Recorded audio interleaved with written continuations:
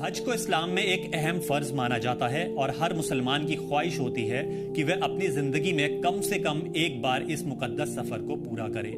इसी अकीदे और जज्बे के साथ भारत से हज यात्रियों के बैच रवाना होने लगे हैं। इसी कड़ी में कश्मीर से भी हज यात्रियों का पहला बैच सऊदी अरब के लिए रवाना हुआ। इस दौरान माहौल पूरी तरह रूहानी और जज्बाती नजर आया। श्रीनगर के बेमिना मौजूद हज हाउस से शनिवार सुबह 431 यात्रियों का पहला बैच 3 अलग अलग उड़ानों के जरिए सऊदी अरब के लिए रवाना किया गया। अफसरान के मुताबिक इस साल जम्मू कश्मीर से कुल 4,717 हज यात्री हज के लिए जाएंगे।